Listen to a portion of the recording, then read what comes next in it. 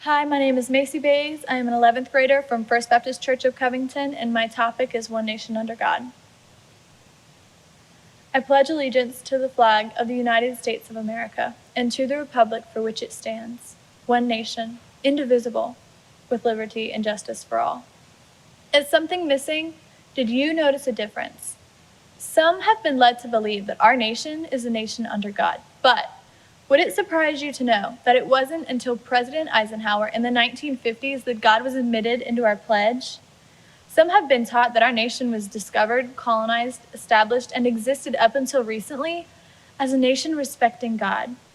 But in reality, America swings like a pendulum, and her godliness fluctuates on the highs and lows of spiritual revival. During the age of exploration, kings and queens were persuaded to fund escapades to foreign continents in pursuit of God, gold, and glory. Later in history, we'll meet a different group of people known as the Pilgrims. The Pilgrims of 1620 decided to leave their homelands because of religious persecution.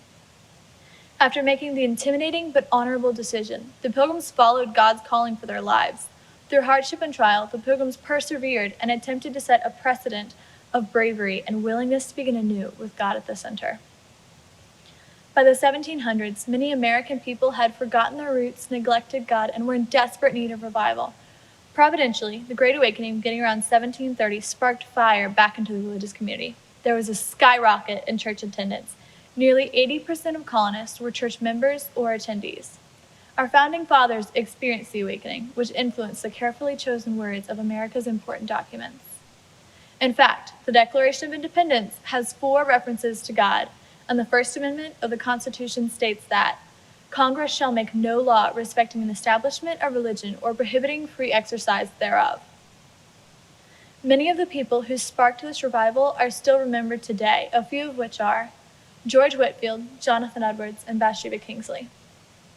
In just under a century, morality had declined, and Americans had begun to fall away from God yet again.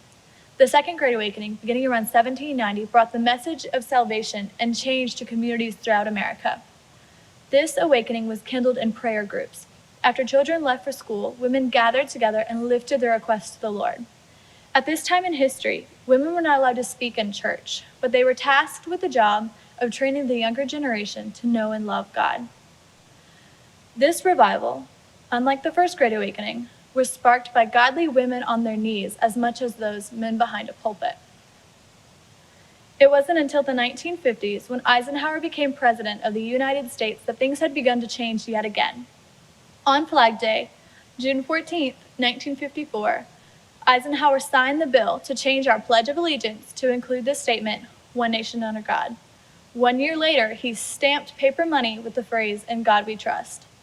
Continuing his quest for Christian resurgence, Eisenhower changed our national motto from E pluribus unum, which means out of many one, to "In God we trust."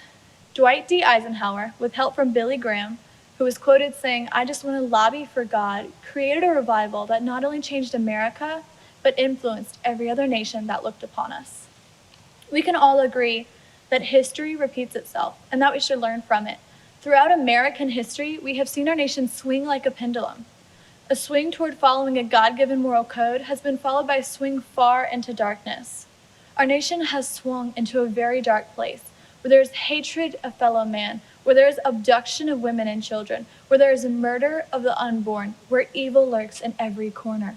So many people have voiced their desire for change.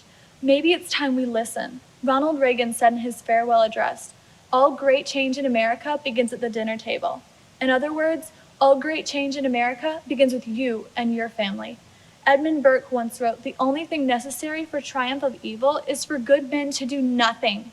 What Burke communicates is that good people should fight for goodness. The Bible says in Matthew 5:16, "Let your light shine before men in such a way that they may see your good works and glorify your Father who is in heaven."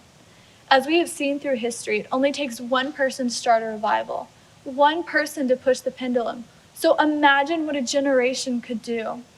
Habakkuk 3:2 says, "In the midst of the years, revive it. In the midst of the years, make it known. In wrath, remember mercy." So I challenge you. I challenge the church. I challenge communities I challenge my generation. I challenge my fellow Americans to be as courageous as the Pilgrims, to boldly proclaim God's truth as those in the First Great Awakening, to be on our knees in prayer as those in the Second, and to be leaders who strive to realign our nation under God and to go down in history as those who ignited the burning fire of revival. Thank you.